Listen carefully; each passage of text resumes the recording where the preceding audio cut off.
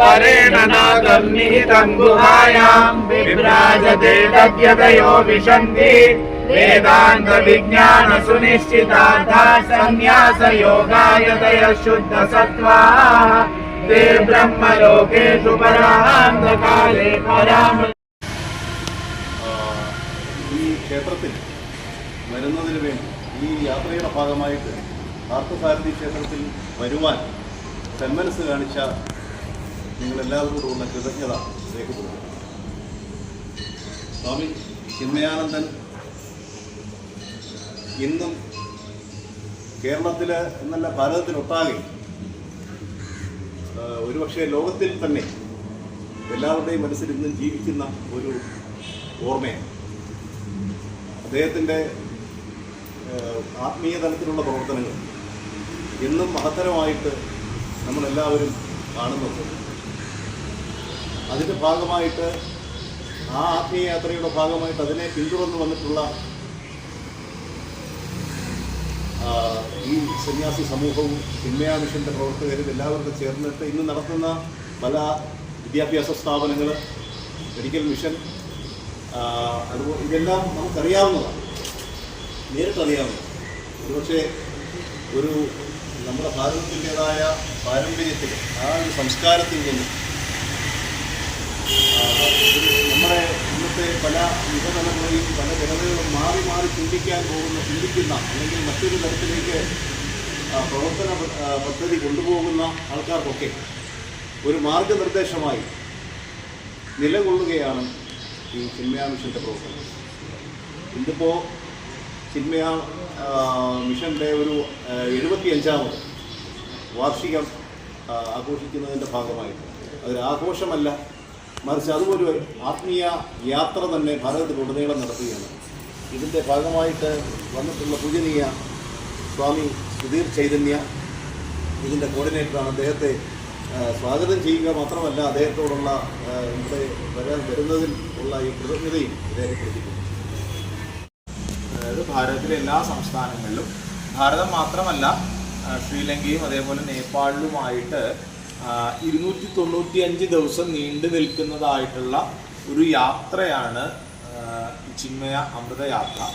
ഇതിൻ്റെ പ്രധാന താല്പര്യം എന്ന് പറയുന്നത് ഒന്ന് പൂജ്യ ഗുരുദേവൻ്റെ സന്ദേശത്തിനെ കൂടുതൽ ആൾക്കാരിലേക്ക് എത്തിക്കുക എന്നുള്ളതും ഭഗവത്ഗീതയുടെ ആ ഒരു സന്ദേശത്തിനെ വീണ്ടും ആളുകളിലേക്ക് ഒന്നും കൂടെ ഉറപ്പിക്കാനും കൂടെ വേണ്ടിയിട്ടാണ് ഇതിനെ നമ്മൾ ഉപയോഗിക്കുക. ഈ യാത്രയുടെ പ്രധാന ഉദ്ദേശ ലക്ഷ്യം അതാണ്. അപ്പോൾ ഇത് നയിക്കുന്നത് ചിന്മയ യുവകേന്ദ്രത്തിൻ്റെ, ചിന്മയ മിഷൻ്റെ യുവജന വിഭാഗമാണ്. ചിന്മയ യുവകേന്ദ്രത്തിൻ്റെ അംഗങ്ങളാണ്. അപ്പോൾ നമ്മളോടൊപ്പം ഒരു 10 കുട്ടികൾ ഇതോടൊപ്പം പൂർണ്ണ സമയം ഉണ്ടായിരിക്കും. ഡിസംബർ 31-ാം തീയതി ആരംഭിച്ച യാത്ര, പൂനെയിൽ നിന്ന് ആരംഭിച്ച യാത്ര മാർച്ച് 10-ാം തീയതിയാണ് കേരളത്തിൽ കാസർഗോഡ് എത്തിയത്. അപ്പം കാസർഗോഡ്, അത് കഴിഞ്ഞ് കണ്ണൂർ, വയനാട്, കോഴിക്കോട്, മലപ്പുറം, പാലക്കാട്, തൃശ്ശൂർ, എറണാകുളം, ഇടുക്കി, കോട്ടയം, ആലപ്പുഴ കഴിഞ്ഞ് ആലപ്പുഴയിൽ നിന്ന് ചെങ്ങന്നൂർ എത്തി. ആലപ്പുഴ തന്നെയാണ് ചെങ്ങന്നൂർ. എന്നിട്ട് ഇന്നലെ ഞങ്ങൾ പത്തനംതിട്ടയിൽ ആറന്മുളയിൽ നിന്ന് പോയി. അതിനുശേഷം ഇന്ന് ഇത് കൊല്ലത്തേക്ക് എത്തുകയാണ്. ഇനിയുള്ള 3 ദിവസം കൊല്ലത്തെ വിവിധ സ്ഥലങ്ങളിലായിട്ട് ഇതിൻ്റെ പരിപാടികൾ ഉണ്ടാകും. അതിനുശേഷം 7-ാം തീയതി നമ്മൾ തിരുവനന്തപുരത്തേക്ക് എത്തുകയും തിരുവനന്തപുരത്ത് ഒരു 4 ദിവസവും ഏപ്രിൽ 12-ാം തീയതി അവിടെ നിന്ന് തമിഴ്നാട്ടിലേക്ക് യാത്ര കടക്കുകയും ചെയ്യും. അപ്പോൾ പ്രധാനമായിട്ടും ഈ യാത്ര ഇതൊരു സ്വീകരണ പരിപാടിയാണ്. വളരെ സന്തോഷം നമ്മളിവിടെ സ്വീകരിച്ചതിൽ. പ്രത്യേകിച്ച് ഒരു ജില്ലയിൽ നിന്ന് വേറൊരു ജില്ലയിലേക്ക് എത്തുന്ന ഒരു സ്വീകരണമാണ്. അപ്പം ഇത് ഇങ്ങനെയുള്ള സ്വീകരണ പരിപാടികൾ ഉണ്ടാകും. ഇതല്ലാതെ സ്കൂളുകളും കോളേജുകളുമായിട്ട് ബന്ധപ്പെട്ടിട്ട് സ്കൂളിലെയും കോളേജുകളിലെയും കുട്ടികൾക്ക് അല്ലെങ്കിൽ യങ്സ്റ്റേഴ്സിന് ഈ യാത്രയെ അനുഗമിക്കുന്നതായിട്ടുള്ള യുവതിയുവാക്കൾ അവർ ക്ലാസ്സുകൾ എടുക്കുന്നുണ്ടാകും. അപ്പോൾ അത് ഇതിൻ്റെ ഒരു പ്രധാനപ്പെട്ട ഒരു കാര്യമാണ്. ഭഗവത്ഗീതയുമായി ബന്ധപ്പെട്ടിട്ട് ഭഗവത്ഗീതയിലെ ഏറ്റവും പ്രധാനപ്പെട്ട 5 ശ്ലോകങ്ങൾ എന്ന് പറയുന്നതായിട്ടുള്ള ഗീതാ പഞ്ചാമൃതം അതിനെ അധീകരിച്ചിട്ടുള്ള ക്ലാസ്സുകൾ ഈ യുവാക്കളെ എടുക്കുന്നുണ്ടായിരിക്കും. കുട്ടികൾക്കും മുതിർന്ന ആൾക്കാർക്കും. അപ്പോൾ കേരളത്തിലെത്തിയപ്പോൾ വെക്കേഷൻ ടൈം ആയെങ്കിലും പലയിടങ്ങളിലും സ്കൂളുകളിലും കോളേജുകളിലെല്ലാം ക്യാമ്പുകൾ വെക്കുന്നുണ്ട്. അപ്പോൾ ആ ക്യാമ്പുകളുമായി ബന്ധപ്പെട്ടും അല്ലാതെയും ക്ലാസ്സുകൾ നടക്കുന്നുണ്ട്. അപ്പോൾ ഇന്നലെയും എല്ലാം നമ്മുടെ ക്ഷേത്രത്തിൽ കുട്ടികൾക്കുള്ള ക്ലാസ്സുകൾ എടുത്തിട്ടുണ്ടായിരുന്നു.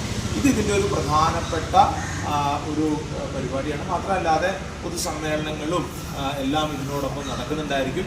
ഒരിക്കൽ കൂടെ ചിന്മയ മിഷന് ഈ ഒരു യാത്രയുടെ ഭാഗമായിട്ട് ഇവിടെ വരാൻ കഴിഞ്ഞതിലുള്ള ആ ഒരു ഭാഗ്യത്തിനെയും സന്തോഷത്തിനെയും അറിയിക്കുന്നു. മാത്രമല്ല ഈ യാത്രയെ ഇവിടെ സ്വീകരിക്കാൻ, കൊല്ലം ജില്ലയിലേക്ക് സ്വീകരിക്കാൻ ഈ ക്ഷേത്രത്തിന് വേണ്ടതായിട്ടുള്ള സഹായങ്ങൾ ചെയ്ത ക്ഷേത്രത്തിൻ്റെ ഭരണസമിതി അംഗങ്ങളോട് ചിന്മയ മിഷനുള്ള നന്ദിയും കൃതജ്ഞതയും ഇത്തരണത്തിൽ അർപ്പിക്കുന്നു. ഒരു കാര്യം സൂചിപ്പിക്കണം, ഒരു കാര്യം ഓർമ്മിപ്പിക്കണം. അതിനാണ് ഈ യാത്ര. ഇത് ചിന്മയ മിഷന്റെ 25ാം വാർഷികം എന്ന് പറഞ്ഞാൽ ഇത് ചിന്മയ മിഷന് വേണ്ടിയിട്ട് മാത്രമുള്ളതല്ല. പിന്നോ ഗുരുദേവൻ സ്വാമി ചിന്മയാനന്ദജിയെ ചിന്മയ മിഷന്റെ മാത്രം ഒരു സ്വാമിജിയായിട്ട് നമുക്ക് ഒതുക്കാൻ അല്ലെങ്കിൽ അങ്ങനെ ഇതാക്കി വെക്കാൻ പറ്റില്ല. കാര്യം സ്വാമിജി തന്നെയാണ് VHP ആരംഭിച്ചത്. വിവേകാനന്ദ കേന്ദ്രത്തിന്റെ തുടക്ക സമയത്ത് സ്വാമിജി അതിന് വേണ്ടിയിട്ടുള്ള കാര്യങ്ങൾ ചെയ്തിട്ടുണ്ട്. സത്യത്തിൽ ഹിന്ദു സമൂഹത്തിന് വേണ്ടിയിട്ട് പ്രവർത്തിച്ച സ്വാമിജി എപ്പോഴും ഓർമ്മിപ്പിക്കുന്ന ഒരു കാര്യമുണ്ട്. നമ്മൾ ഓരോരുത്തരും പഠിപ്പിക്കുകയും വേണം എന്നുള്ള കാര്യം. ഒരു ഉപനിഷത്ത് മന്ത്രമാണ്. സ്വാധ്യായ പ്രവചനാഭ്യാം ന പ്രമദിതവ്യം. നമ്മൾ ഓരോരുത്തരും സ്വാധ്യായവും പ്രവചനവും ചെയ്യണം എന്നുള്ളത് വളരെ പ്രധാനപ്പെട്ടൊരു കാര്യമാണ്. ഈ യാത്രയിൽ പൂജ്യ ഗുരുദേവന്റെ പാദകവും ഈ മൂർത്തിയും വരുന്ന സമയത്ത് ഈ യാത്ര ഇവിടെ എത്തിച്ചേരുമ്പോൾ നമ്മൾ ഓരോരുത്തരും വീണ്ടും വീണ്ടും ഓർക്കേണ്ട ഒരു കാര്യം, ഇത് നമ്മുടെ ഒരു വലിയ ഉത്തരവാദിത്തമാണ്. എന്ത്? നമ്മുടെ സംസ്കാരത്തിനെ പറ്റി, നമ്മുടെ ശാസ്ത്രത്തിനെ പറ്റി നമ്മൾ പഠിക്കുകയും കൂടുതൽ ആൾക്കാരെ അത് പഠിപ്പിക്കുവാനുള്ള ഒരു ശ്രമം നടത്തുകയും ചെയ്യുക എന്നുള്ളത് ഒരു പ്രാർത്ഥനയുണ്ട്. നമുക്ക് ഈ ക്ഷേത്രത്തിൽ ഈ പഠനത്തിനും പാഠനത്തിനുമുള്ള എന്തെങ്കിലും വ്യവസ്ഥകൾ ചെയ്യുകയാണെങ്കിൽ ചിന്മയ മിഷന്റെ ഭാഗത്തു നിന്നുള്ള സഹായങ്ങൾ എന്തെങ്കിലും വേണമെന്നുണ്ടെങ്കിൽ നമുക്കത് ചെയ്യാനുള്ള ഒരു വ്യവസ്ഥയുണ്ട്. അപ്പം അതും ഇനിയുള്ള കാലങ്ങളിൽ ചിന്തിച്ചാൽ നന്നായി എന്ന് ഇത്തരണത്തിൽ ഓർമ്മിപ്പിച്ചുകൊണ്ട് എൻ്റെ വാക്കുകളിൽ നിന്ന് വിരമിക്കുന്നു. ഓം ശാന്തി ശാന്തി ശാന്തി.